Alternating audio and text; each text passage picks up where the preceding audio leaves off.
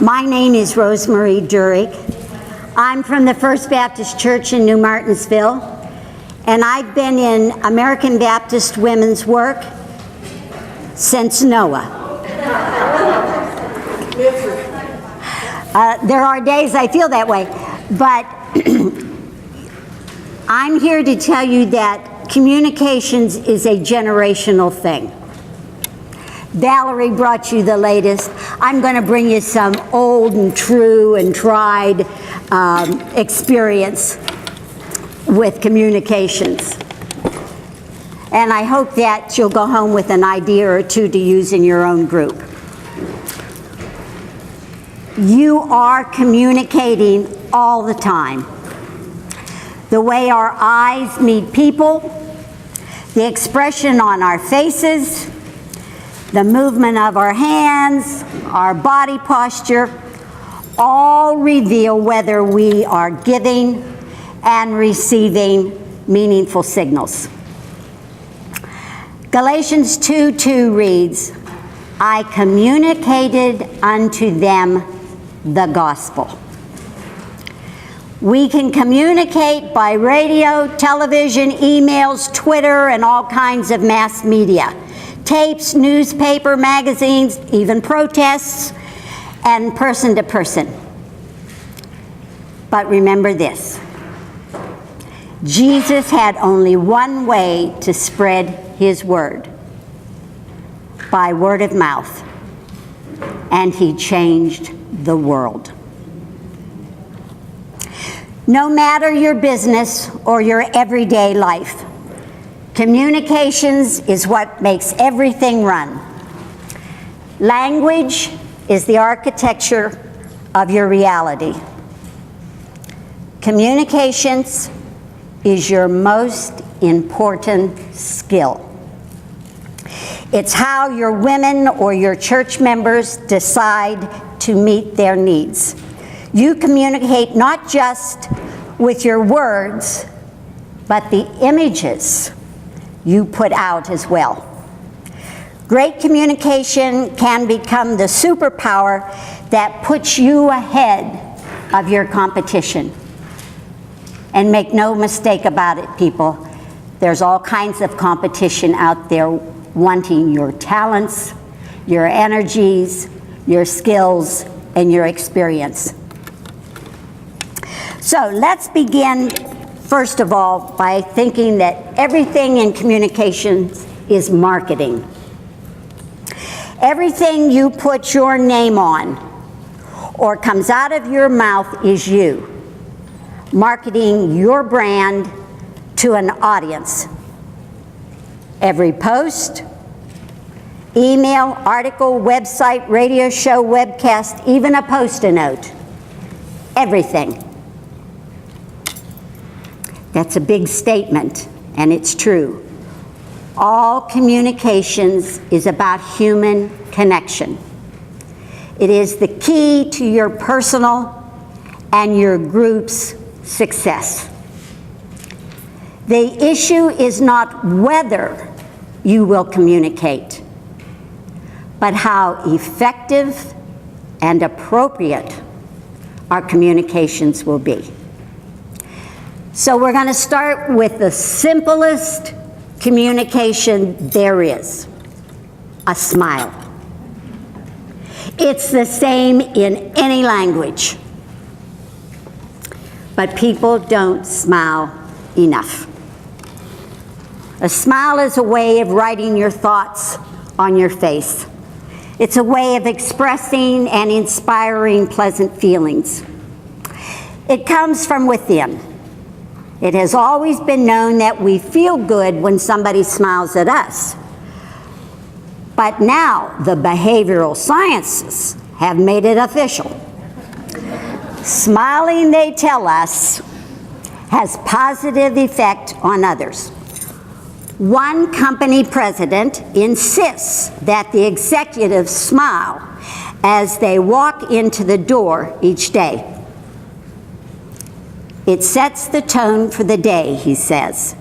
It determines how the rest of the employees will feel during the day. It makes them feel everything is right with the company, even if you're bankrupt. If executives walk in frowning, that gives them the impression that something is wrong.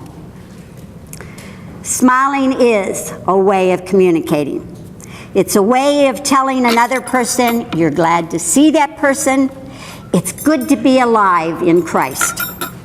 We have a serious responsibility to give to the world, so let's face it pleasantly. Start with a smile and go from there. When you think about the church, we all have something that we can give away in pre-evangelism. We can smile. Let everyone you meet be greeted with a smile, and when you can, say a positive word to them. See what doors that opens. Whether or not a person speaks to you, you can cultivate the habit of smiling. It's your gift to that person, and always leave that person with a gift. Have you noticed the last several years, every clerk has said, "Have a good day. Have a good day." Well, I think, and that's how we get it sometimes, because they've said it a zillion times that day. But now I've noticed, I thought it was only at my KFC, but now it's moved up to my Burger King. It's the sweeties and the honeys and the darlings. Have you noticed that? It's true, but they're communicating a smile. They want you to come back. In last October's issue of Women, Word, and Works, Sandra Lutz revised a devotional that she gave to the state board years ago. Smile, sharing ministry in the life of everyone. We have reprinted that program, and it's part of the handouts that you have.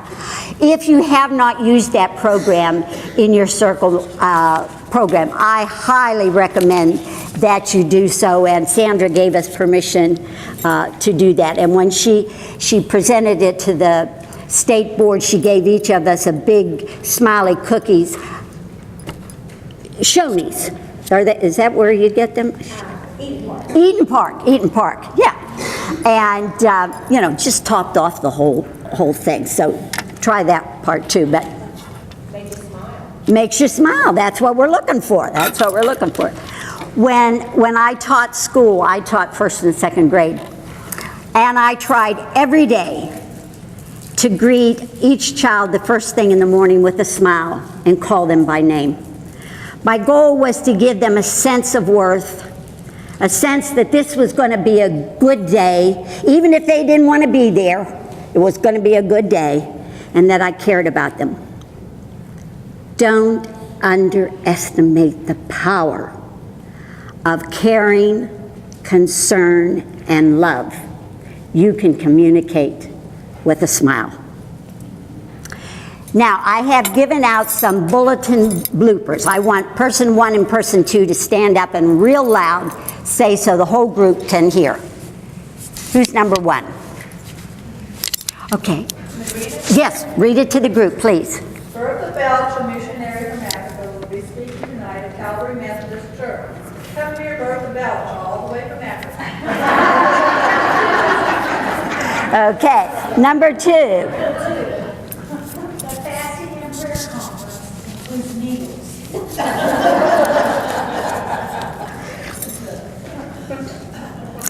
When doing any type of communications, clarity is important.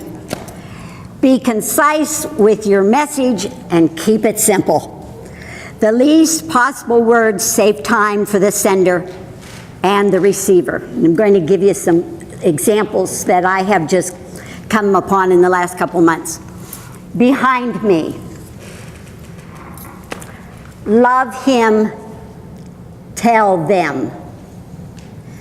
That, I submit to you ladies, is the gospel in 4 words.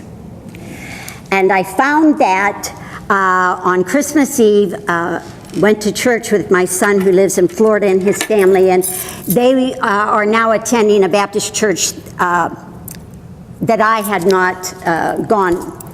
They're in a new Baptist church is what I'm trying to say. And the sanctuary in that church was a very wide oval-shaped room, and in very large metal letters on one side of the sanctuary was "Love Him," and on the other side of the room was "Tell Them." And walking in that sanctuary on Christmas Eve, I saw that. It just hit me like a ton of bricks how simple and concise that message was. This is a bag from Mary Kay Cosmetics. I've had this for some time because I knew I'd use this sometime. One woman can. And Mary Kay certainly was one woman who built a multi-billion-dollar makeup business. I've got it on, ladies. But think about what you can do with a circle program like that. How about a couple of you naming some women you know that one woman, what a difference she made. Mother Teresa is the first one that comes to my mind. Who else? Corrie ten Boom. Okay. Princess Diana. Who? Dorothy Santrock. Yes, yeah. Leota Campbell, good one. But you see how you could build an entire circle program about naming women like that, and then move on to a Bible study of an Old Testament woman, and then move into a New Testament woman. Well, to be honest with you, you could do that the whole year. You could take a different woman every month, but begin it with one woman. And how can you model yourself after that one woman? The world champion New England Patriots has a sign in their locker room. It says, "Do your job." There are 11 men on a football field for one team. Every one of those men has a different job to do. But how does a local church officer or an ABW officer know how to do their job unless you communicate to them how to do it? Now, in my many years since NOAA, I have served on more nominating committees than I would like to remember. But I have also chaired many of those committees. And on the state board, what I tried to do was, the state board works from October to October. And in November, when the nominating committee met, I tried to say to the officers who were going out of office the following October, make a monthly list of the duties and tasks, responsibilities that you have. In October, I have to prepare for the November state board meeting. In November, I have to write for seasons. In December, I have to send Christmas cards to my counterparts, and then every month you list what you do, so that the following October you can sit down with the person who is going to take your job and explain it to them more fully. You have to communicate how to do a job if you expect somebody to do it effectively. At the annual meeting in 2015 at the First Baptist Church in Hurricane, Dr. David Carrico, our executive minister, did an extremely creative thing in his State of the State message. He was patting the West Virginia Baptists on the shoulder for the mission giving, and reminded us and was appreciative of our contribution to missions and how it helps mission worldwide, but in the West Virginia Baptist family too. And so it's October, it's football season. There are two schools in West Virginia, Marshall and WVU. And it's "We are Marshall," and "Let's go Mountaineers." He adapted. One half of the congregation said, "We are missions. Let's do missions." And he went back and forth, and you could just feel the excitement building. Anybody there that day? You were there, Sandra. I remember sitting behind you, kind of. And yeah, you remember that solo? And the excitement in the room, it just built. We went back and forth, and of course one side's trying to do it louder than the other side. You know, it's typical. But see what you could do at an association rally with that same thing. You could do something for Love Gift. You could do something for MOP. Create your own cheers. It communicates a message. Recently, I was sitting in a gasoline station and there was a truck in front of me. It wasn't an 18-wheeler, but it was a pretty big-sized truck. And on the back of it, it said, "We ship anything, anywhere, anytime." And then at the very bottom of the truck, in real small print, it said, "R&L Carriers." It didn't need to tell me it was R&L Carriers. I knew it was a carrier when I read the sign. We ship anything, anywhere, anytime. That is a White Cross program waiting to happen, ladies. I haven't figured out how I'm going to do it yet, but I am going to do that one. Clarity. I knew exactly what kind of a truck that was. At my house, we are March Madness fanatics. I've raised 2 boys, and since the time they were little, we have made out the brackets. To this day, we call each other on Mondays and say, "Well, how many points do you have now?" and "Who's winning who?" You know, that kind of stuff. But I was fascinated this March with all of the t-shirts. The teams came out with very creative sayings on their shirts, and it was to pump up the team and pump up the fans. And the one that I wrote down I liked was from South Carolina basketball team. "Outshine everyone."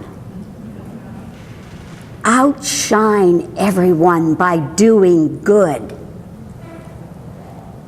Outshine everybody by spreading the good news. It's clarity, ladies. Clarity.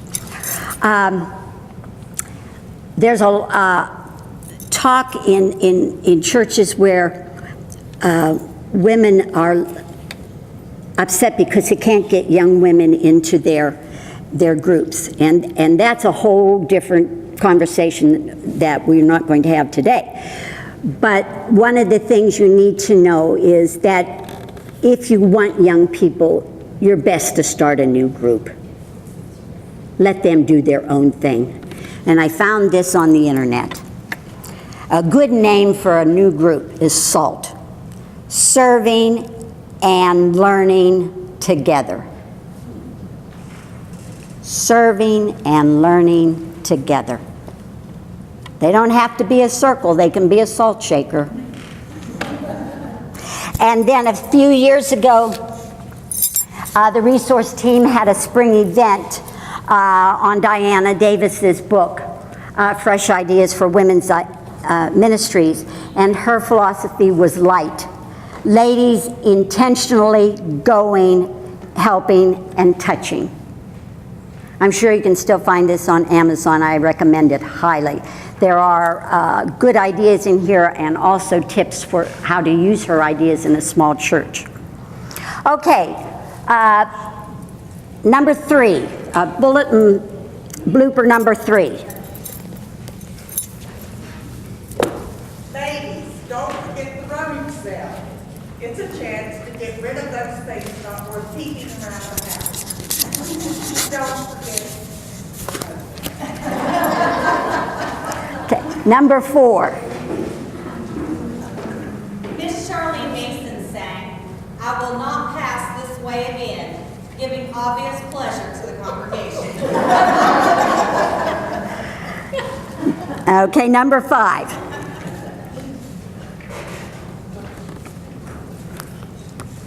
Potluck suppers Sunday at 5 p.m. Prayer and meditation to follow. Several years ago, the resource team had a meeting at Joyce Mills's home down in Beckley, and Joyce invited women to come from the Raleigh Association, Fayette Association, Greenbrier, I don't know. She got on the phone and called everybody. But I was in charge of the Get Acquainted time, and so I made a long list of those bloopers, which you can find on Google, and we put them in a basket and passed the basket around, and everybody was to give their name and then read their blooper. Well, by the time 25 or 30 of us, you were there, yeah. By the time 25 or 30 of us read our bloopers, we had set the tone for the meeting. But it's a good thing for you to use at an association rally or any informal group. Just try it, you'll like it. Long before there was email and Twitter and its 146 characters, there was a Western Union telegram. Telegrams were used instead of phone calls to save money. My parents came to Pennsylvania in 1940 and left both of their families in Alberta, Canada. And in my mother's scrapbooks, I found many telegrams from their families informing them of sad news. But in 15 words, and for those of you who aren't old enough to remember telegrams, you had a base price for 15 words, and anything over 15 words you had to pay more for. But in 15 words, they had to make the message clear. Now, can't you imagine families sitting at a table, writing that out, trying to get that down to 15 words before they sent their telegram? Well, I have given you a form of a telegram, and I've got an idea for you to use. Take a Bible story, or even maybe from the Bible book of the month, and ask a group of 3 or 4 women in your circle to communicate the story or the message from that story, and then share with the group. But they have to do it in 15 words. I think it would be a good experiment of people working together. But again, it gives you the fact that you have to make the message clear. Another idea is bumper stickers. And I have had this page in my ABW notebook for years and years, and it was painted by a woman in my circle who painted for a glass company in our community, and she was practicing, and I said, give me one of your practice sheets. That looks pretty good to me, you know. So I have kept this in my notebook, and I used to have the Purpose of American Baptist Women on it, but now I've got the mission statement there. But on the back are 2 Bible verses that I have used in my ministry with women. And one of them is from Romans 12:11 from the Living Bible. Never be lazy in your work, but serve the Lord enthusiastically. Now you can make a really easy bumper sticker out of that. Never be lazy when serving the Lord. Or serve the Lord enthusiastically. That's an easy one. The next one is Colossians 3:17. Whatever you do, whether in word or deed, do it all in the name of the Lord Jesus, giving thanks to God the Father through him. A bumper sticker might be, do all things for God through Jesus. And you have the word all in capital letters. But here again, take any verse you want. I've given you 2 on a worksheet there. Take any verse. Again, it's a good one from the Bible book of the month. See if they've read. and have them make a bumper sticker. A little creativity in your meetings will go a long way, but you communicate a message at the same time. So I encourage you to use both of those ideas. Now let's get to the telephone. Every call is a relationship waiting to happen. I'm going to repeat that. Every call is a relationship waiting to happen. In one of my first emails to Valerie when we were preparing for this, I told her I needed to learn from her because I'm still using a flip phone and I don't do Facebook. So, I mean, you ladies pull out your phones and you're doing all this. I don't know anything. I don't know anything. And I only have my flip phone on when I'm in the car and traveling. So that tells you something, you know. I told you this was a generational thing, didn't I? But I want to tell you a story. Years ago, a lady in my church by the name of Mary Link, who later became state president, was the chairperson of spiritual growth retreats. She called me one morning and she said, "You will never guess who called me." It was her national counterpart. And the woman that called her lived in California. Now you have to understand that at that time, the national officers were programmed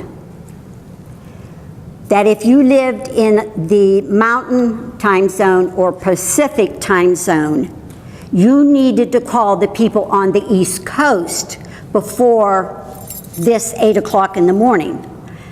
For those of you who don't know or can't remember, the cheap hours were from 11 o'clock at night until 8 o'clock in the morning and on Saturdays.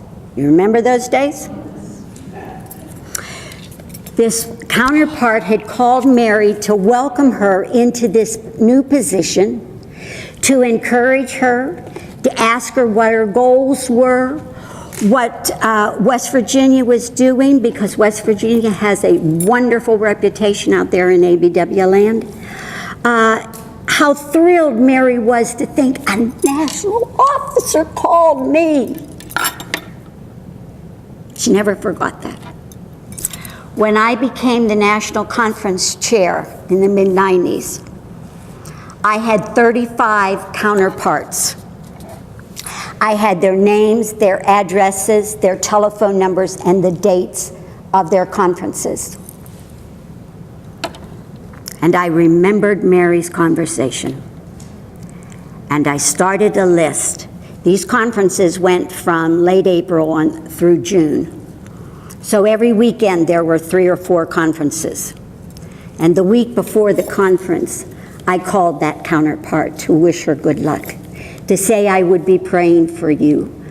Tell me something that you're going to do. Tell me what you're most nervous about.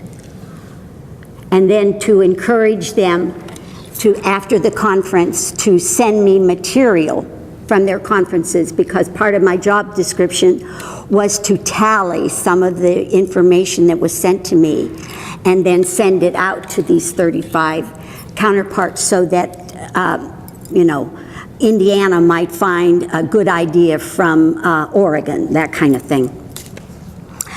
And I called on Saturday when it was cheap because I had been programmed.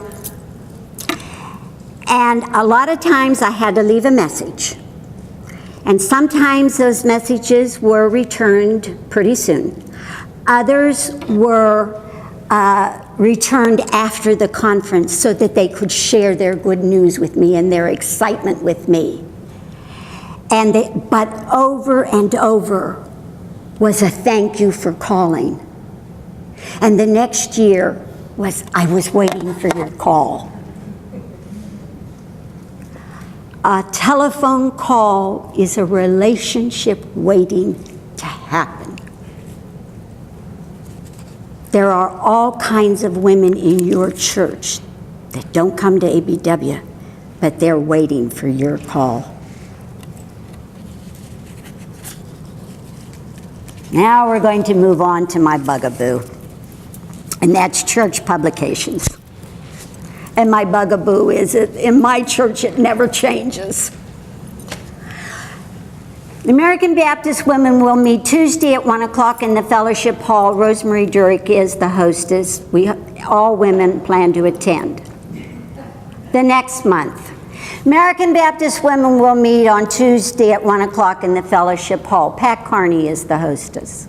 The next month, it's the same thing. Church bulletins, newsletters, announcement sheets, audio-visual announcements, websites. Most churches have websites. That's a wonderful place to advertise, if you've got a good one. But please reword your announcements using short, concise wording. You never know what a new surge of publicity might produce.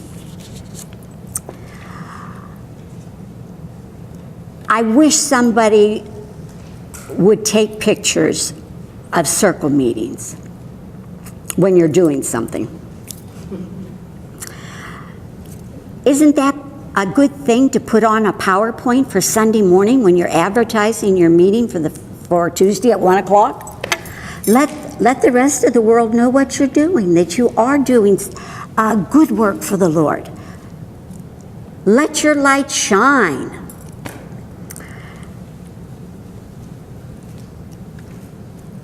It's difficult to know when and where to put announcements, but I'm going to give you some suggestions. How about the ladies' restrooms? How about just an inch or two above eye level? And if you are a member of a big church and you go in a restroom and there are 4 sinks lined up there, you need 4 different ones.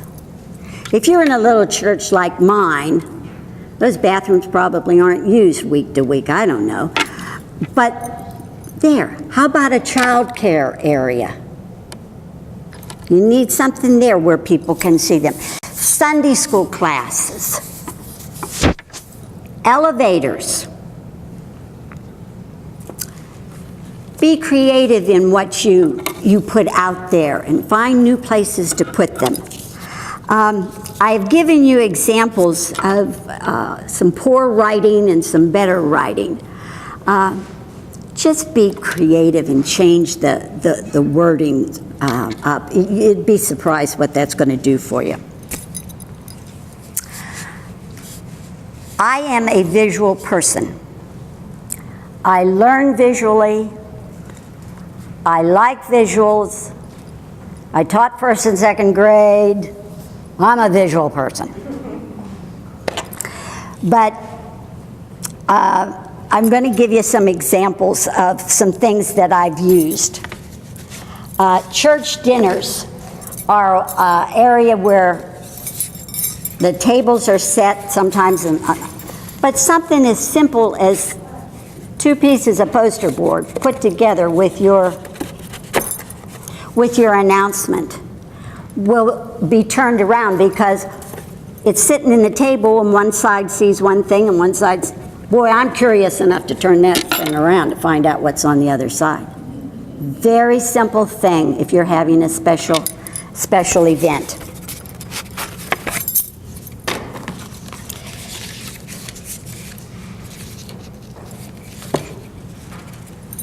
Now, picture this without the word goals on top. Over the years, I've done a lot of workshops on creativity, and this is something I used in one of them. But here, put a different who, what, where on these little things. And I've just put it together with knitting yarn. It's just construction paper. But it's something different. And it will be an eye catcher if it is different.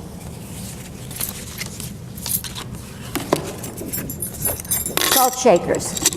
A couple years ago, we used this for our theme for the year, and I recycled a lot of the material that came out years ago with light, salt, and leaven. Remember that theme? And I had collected a lot of salt material over the years. And in the newsletter, we always had a salt shaker, and they knew that was American Baptist Women's News. I've got a lot of stuff that I got from the grocery stores. I want you to know they just pitch this stuff after a while. In a small town, the grocer knows you. You know, he'd see me coming and he knew what I wanted. But it's eye-catching, and you know, the doughboy says, "Come to Mug and Muffin meeting," or you know, if you're having a Saturday morning brunch, you know, the doughboy's cooking Saturday morning at 9:30. You know, that kind of thing. Don't be afraid to ask. They're going to throw it away anyway.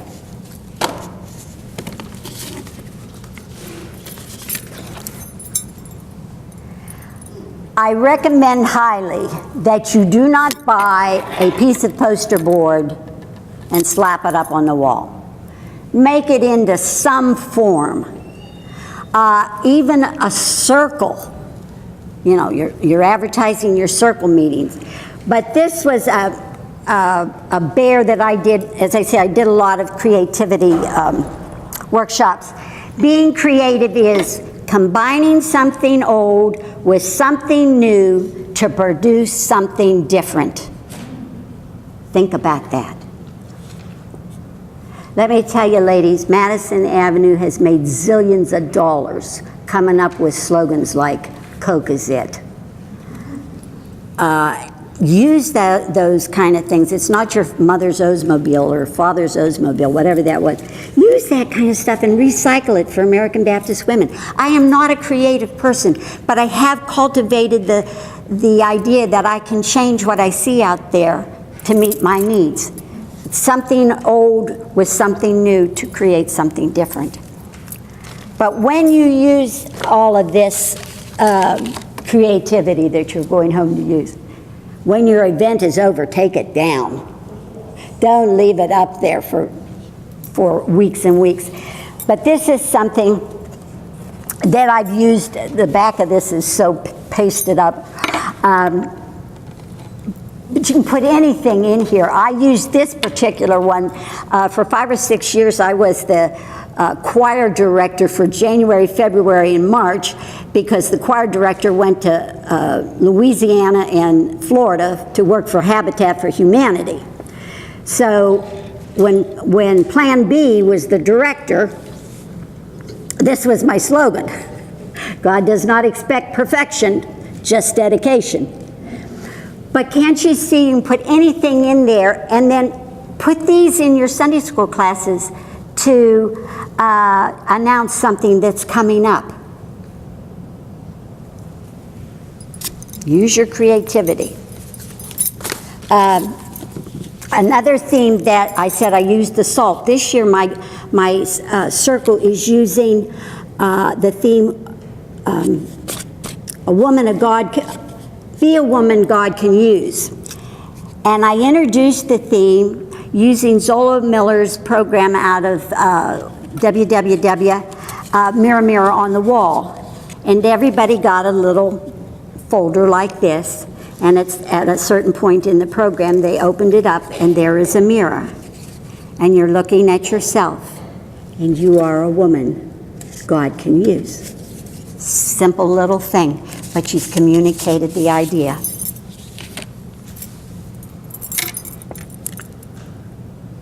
Several years ago, Janie Carrico sent me an article for details, and it was on prayer, communication line to God, and it just hit me like a ton of bricks.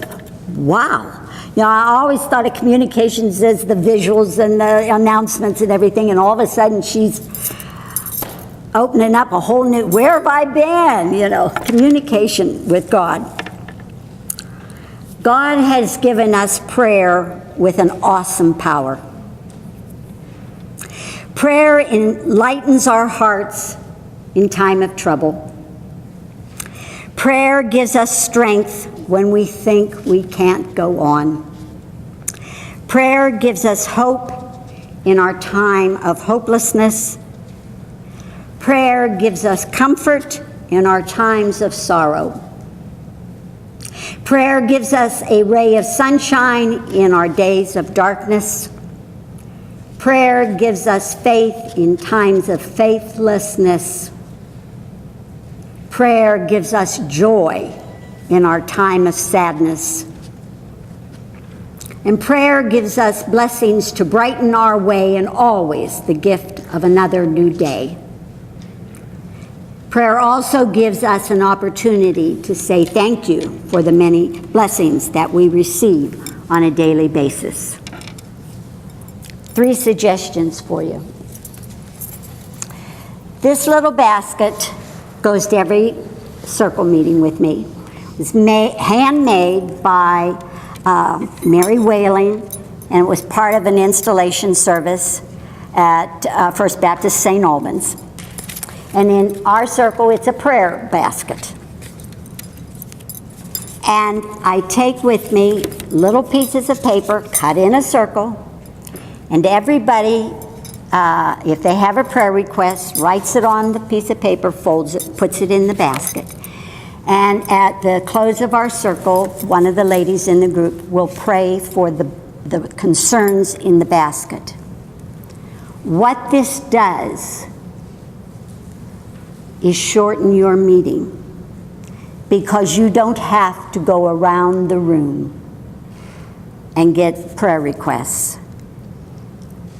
You do not need to know every detail about that request. The Lord already knows.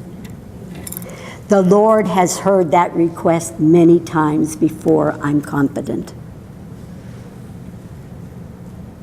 But one more time, we're echoing that request. It's just done automatically in our circle now with our prayer basket. Secondly, I've given you a prayer card. I don't have one.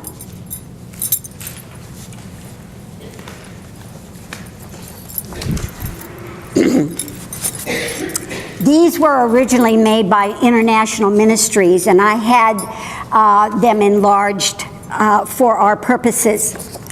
But I am very conscious of time. I had a son who lived in Bermuda, which was 1 hour ahead. He lived in Guam, which was 14 hours ahead, plus an international date line. And then he lived in Italy, which was 5 or 6 hours ahead, depending on the time of year it was. So that when I would think of that family and I would look at the clock, I had to calculate in my mind what time it was in that part of the world. So that's why I think this is so important. I want you to move your dial to, what time is that, 3:30? Okay, move it to 3:30. That's between 3 and 4 people. Up there to the top where it says Boston. See, it says Boston, Cuba, Dominican Republic, Haiti. Okay, move that to 3:30. Then you can look and find the area where we have missionaries. Look at what time it is in South Africa. I'm looking at Zaire. So it's 9 o'clock at night there. But what I'm saying is, be very specific when you're praying for your missionaries. It's Saturday night when you, tonight. In Thailand, it's going to be early Sunday morning. Pray for those pastors, those national pastors and the missionaries for strength for the day. Sunday's the busiest day for a pastor. Pray for their safety as they travel to wherever they go. Pray for the people who will come to that village church. That today will be a day that someone meets the Lord for the first time. Pray for missionaries' children who are going off to school on Monday morning. Be very specific. Not just blessings to the missionaries. The Lord knows what they need, but you need to know what they need too. Pray specifically. And then lastly, I've given you a prayer calendar. And I used this when I was president of the Baptist Women. And at that time, there were 25 associations, and I put an association in each different block. And then if I had a state board member who was a member of a church in the Parkersburg Association, I would put that name in the same block with Parkersburg Association. That allowed me to have some leftover blocks, and I filled those with other names. But then I gave the same calendar to all the board members, and I said, place it in a place where you will see it every day. And I placed mine inside the kitchen cupboard where my everyday dishes were, so that I knew I was opening that cupboard door, 5, 6, 7 times a day. And that calendar was right there. There is power in many prayers. And there were at least 18 people praying for the Parkersburg Association on the same day. Prayer is an awesome power. Plug into it. Let's move on to appreciation. Did you notice in Valerie's presentation how many times she said they thanked volunteers? They had their pictures up on the screen. Volunteers are not free. Their compensation isn't in money. It's in satisfaction and the feeling that what they are doing is important, that their contribution makes a unique difference, and that they are being effective in the interest of others. American Baptist women are great at installing officers. Prayer basket. The woman made 18 of these. But let's balance that with a real thank you to those who are leaving office. And that's all of them, not just the president. It's amazing how hours of time, effort, creativity, and worry, just plain hard work, can become a happy memory if the volunteer is recognized with some kind of a simple closure.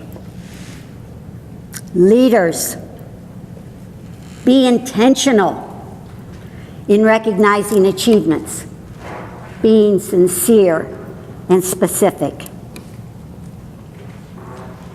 It's never too late to send a thank you note. How many learned that from their mother?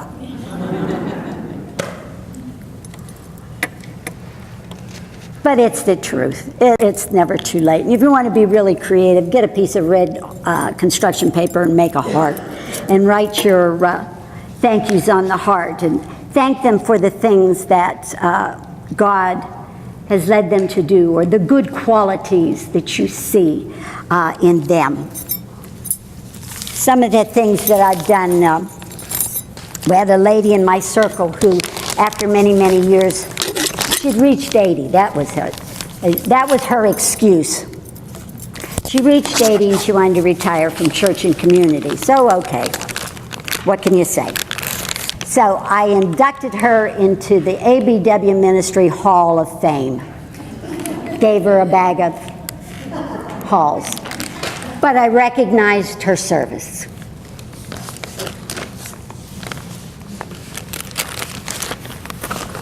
I did a church officer and Sunday school teacher appreciation dinner years ago, and it was a 24-carat dinner. Now, I stitched this up for today, but at the time, there were so many people. I had a craft lady in town make me carrots out of that wide craft crepe paper. And everybody got a carrot. I looked everywhere in my files. Well, I didn't look everywhere or I would have found it. But the places where I looked, I couldn't find the script because there were some really clever things in that script I wanted to share with you that you could use. But for Sunday school teachers, carrots are a root vegetable. And Sunday school teachers need to be rooted in the Word of God. You know, sit down and think about that. You know, this is a simply done thing, and this is just thread around there to give it some dimension.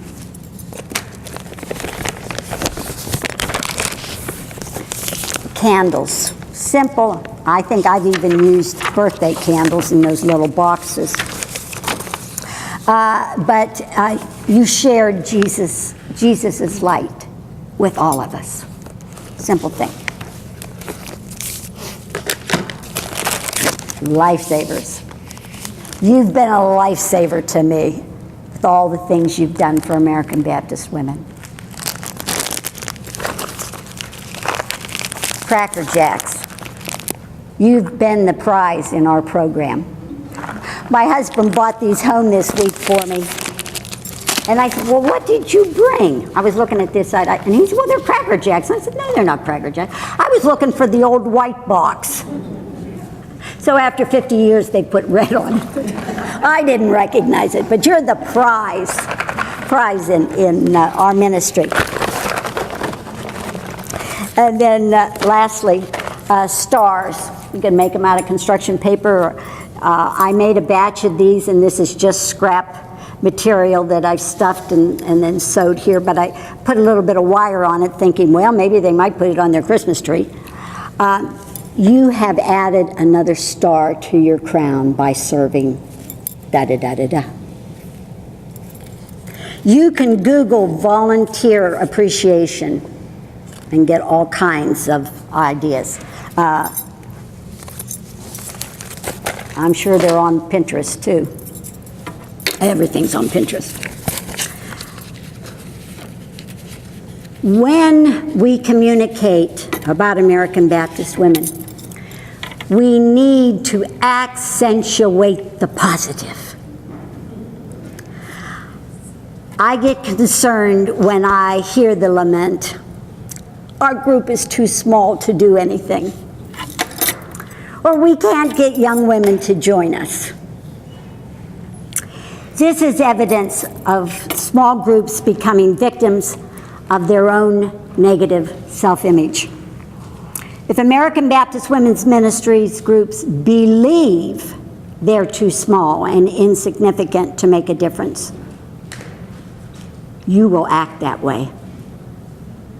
If you feel weak and inadequate, you will be weak and inadequate. If you have made no effort to change or adapt your meeting structure to focus on including young women,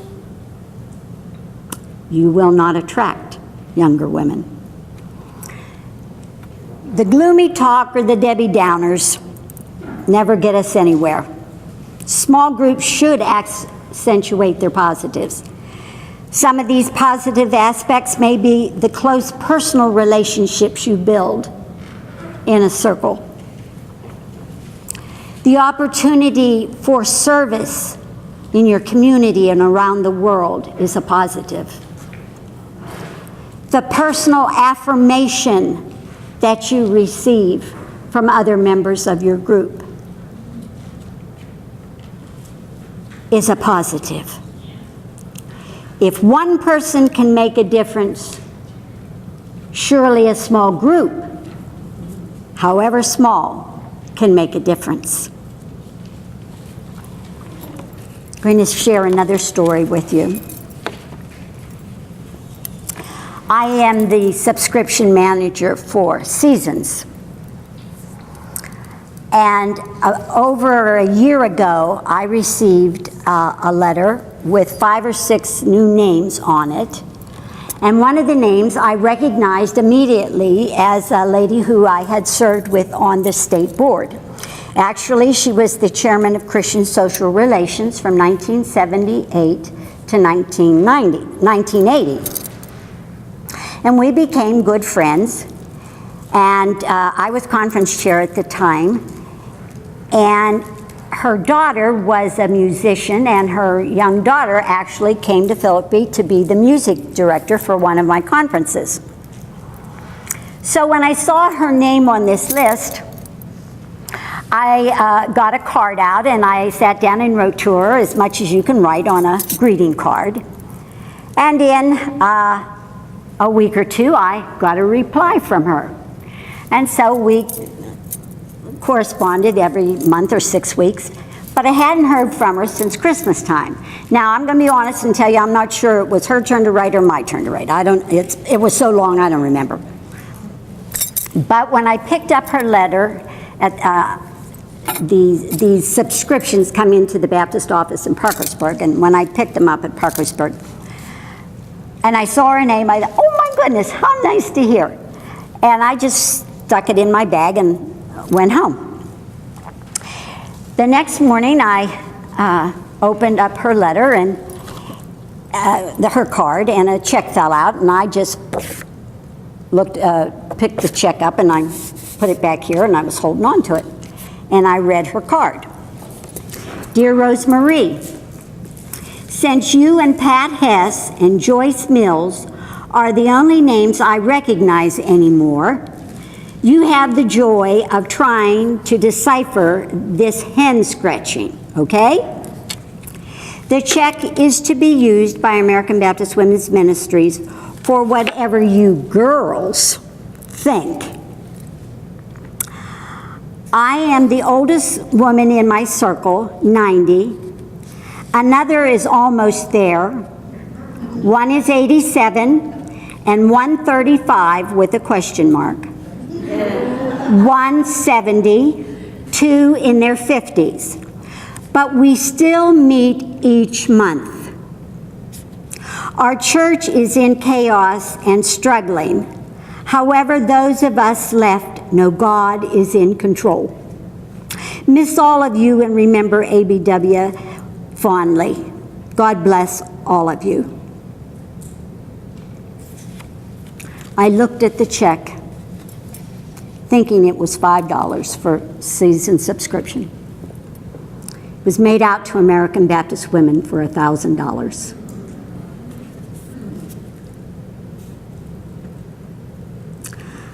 Before I picked this up on a Thursday afternoon, I had been to Pat Hess's house Thursday morning for a resource team meeting. And then she's mentioned in this card. Well, I called Pat immediately to share this good news. She wasn't home. I called Linda Carpenter because she's the treasurer, and I was afraid to send this $1,000 check in the mail, but it had already been sent to me in the mail. She wasn't home.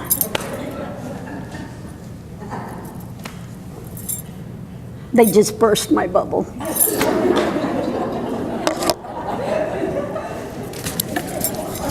But they did call me back, and I shared the good news. Would this woman have sent the check without our communications? We will never know.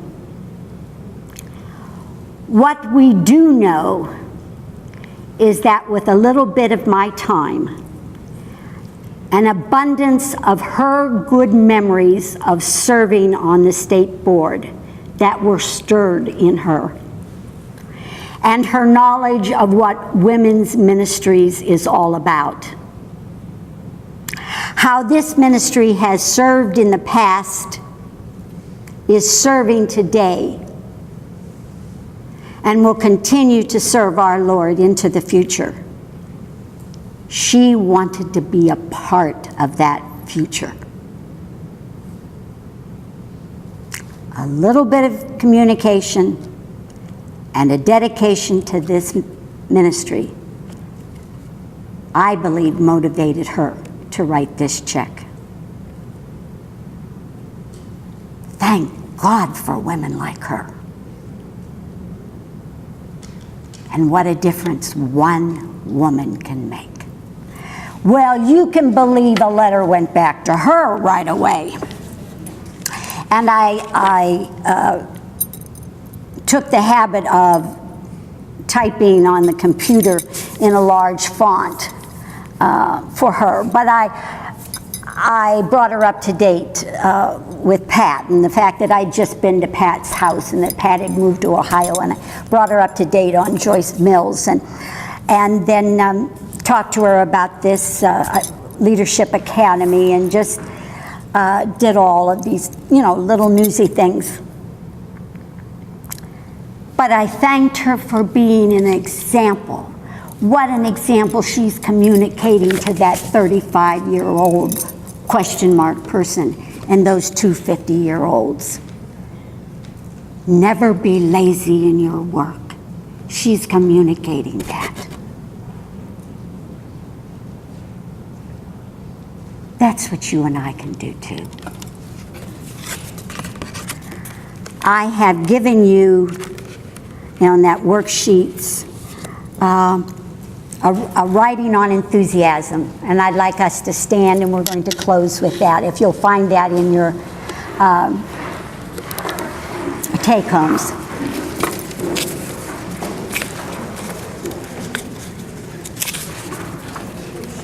I'm going to read the first line, and then I want you all to read what is indented. What is enthusiasm?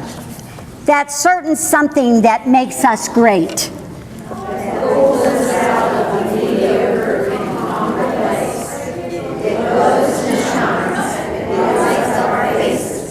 Enthusiasm, the key that makes us sing. And makes everyone sing with us. Enthusiasm, the maker of friends. The maker of smiles, the producer of confidence. It cries to the world, I've got what it takes. Enthusiasm, the inspiration that makes us wake up and live. It puts spring in our step. It puts spring in our hearts, a twinkle in our eye, and gives us confidence in ourselves and our fellow man. enthusiasm. It changes a deadpan salesman into a producer. A pessimist to an optimist, a looker to a go-getter. Enthusiasm. If we have it, we should thank God for it.